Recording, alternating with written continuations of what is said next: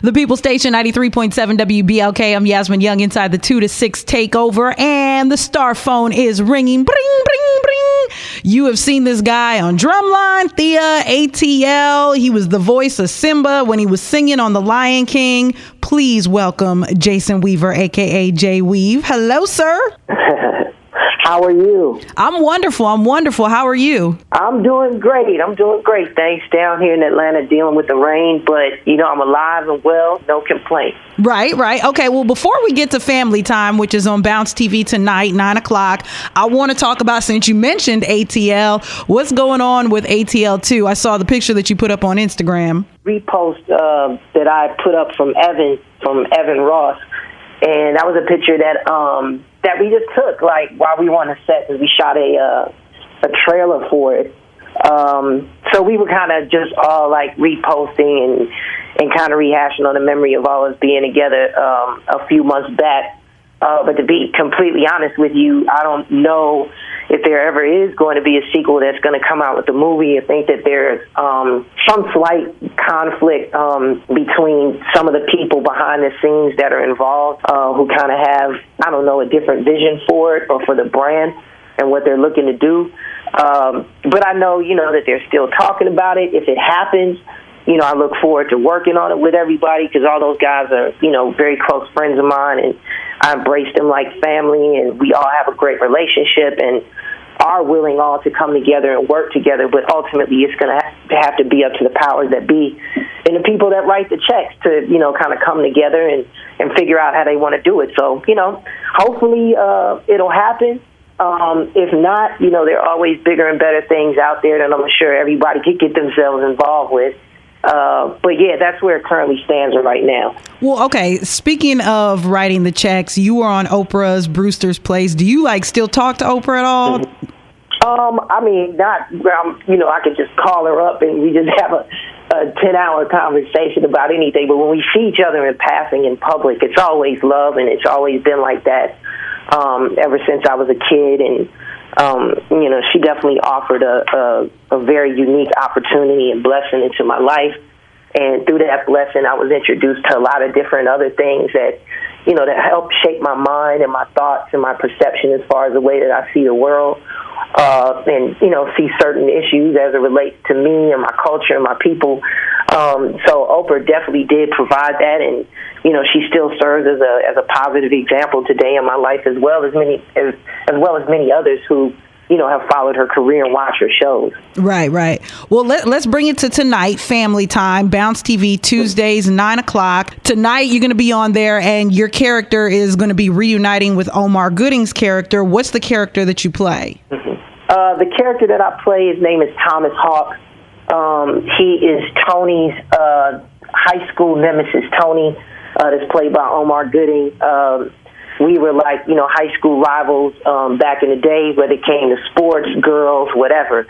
So it just so happens that, we've grown up now. We've become fathers, and fathers to two daughters who are part of the same Girl Scout troop, who are trying to raise money through selling Girl Scout cookies, and whoever raises the most money, kind of gets the ultimate prize of being the ultimate Girl Scout and that whole thing. So what ends up happening is that we, by coincidence, run into each other at a barbershop where we find out that both of our daughters are competing, which reignites our rivalry that we had when we were just young cats in high school. So it's really, really funny, and there's a lot of different scenes in there where Omar and I got a chance to kind of play around and play on our natural chemistry that we have with one another, and it was fun. And also Malika Hawk, who I did ATL with as well, one of the twins, she's featured in the episode as well.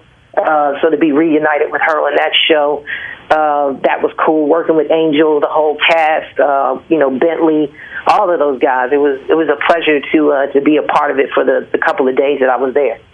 Family Time, Bounce TV tonight, 9 o'clock. Now, speaking of shows, you and I actually share a very, I would consider it, odd show that we seem to like, or dare I say love, which is Golden Girls. How did you start liking Golden Girls? Like, I love that show, but, you know, I'm a woman, so that's a little different. Like, how did you get into liking these four old white ladies, you know?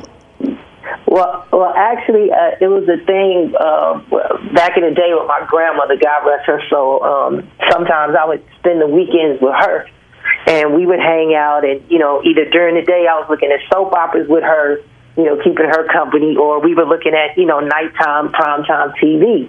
So on Saturday, of course, as anybody remembers that's from that generation, from our generation, you know, Saturday night was like Golden Girls, Empty Nest, and I think it was like one other show that followed them on NBC, and that was like a really strong lineup for Saturday night. And so me and my grandmother, we would just always look at the show together. So whenever I catch it, you know, on TV, like the reruns and stuff that's in syndication, I don't know, it's just a nostalgic, you know, emotional kind of attachment that I have with it being based on the fact that me and my grandmother used to look at it all the time.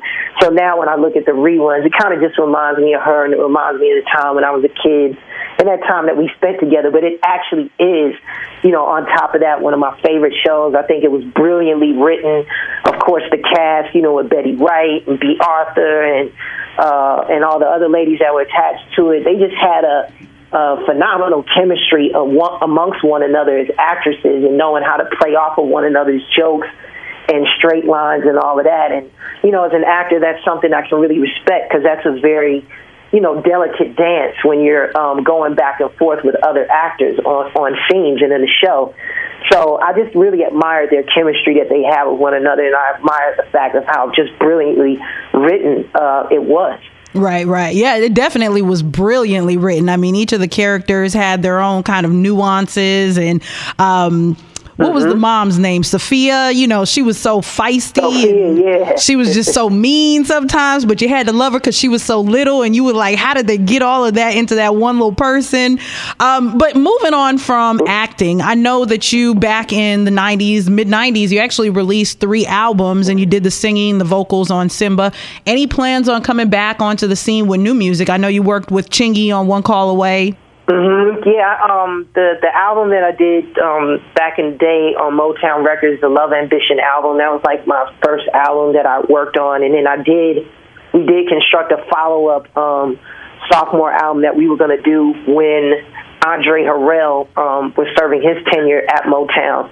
But that ultimately didn't come out because I started Smart Guy in the middle of that, and really just wanted to focus more on my acting, because that's kind of where I was at that point in my mind and where I wanted to go.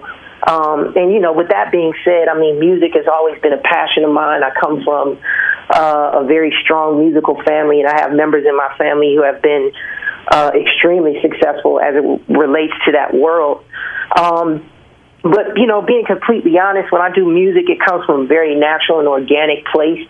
I am talking with some people right now, and a couple members of my family as well at this point, to release some new music probably at the top of the year. Just stuff that, you know, I just personally dig and where I'm at artistically and musically right now. But fortunately for me, I'm associated with a lot of people who, you know, play at a high level in that world, who are willing to assist me on it and lend their talent to it. So as soon as I get more information, you know, I'll either be posting it on my Instagram, or I'll definitely keep you guys abreast as to what I'm going to be doing, and hopefully I can get your support up there in Buffalo, and y'all give me a couple spins when it comes out. Okay. Well, go ahead and plug your social media. I know I just followed you on Instagram, but I'm sure you're on Twitter and you might be on Facebook. Yeah. My Twitter and my Instagram is it's Jason Weaver, ITS Jason Weaver. You can follow me, and you know, I keep it real simple on there. I do have a tendency to, you know, communicate with a lot of the people that choose to follow me. I think it's an awesome platform for you to just be able to get feedback from your fans and from the people that have supported my work throughout the years. And I like to, you know, just be able to communicate with them and keep them up to speed as the things that I'm doing. And, you know, also things that I'm actually just socially and politically conscious and aware of that I kind of like to share and toss ideas back and forth as it relates to that. And I mean, I have a lot of fun with it. So any of you all out there that choose to follow me and want to check me out, definitely hit me at It's Jason Weaver on Instagram and Twitter, and then you can just look up my name, Jason M. Weaver, on Facebook, and it'll plug you with that. So that's how you can find me. Well, we appreciate it, and we'll be watching tonight, Family Time on Bounce TV. Tonight at 9:00. Thank you so much, Jason Weaver. We appreciate you checking in here in Buffalo. Oh, no, thank you so much, and I appreciate you all taking out the time, and also to everybody out there that's listening. Thank you all for just the support that you all have shown me over the years and continuing to follow my career and the work that I've been doing. I really get a chance to communicate and just let people know that and express that verbally. So I just want to take that time now to just thank everybody in Buffalo and everybody that is able to hear this broadcast. I just want to say thank you for the support and the love.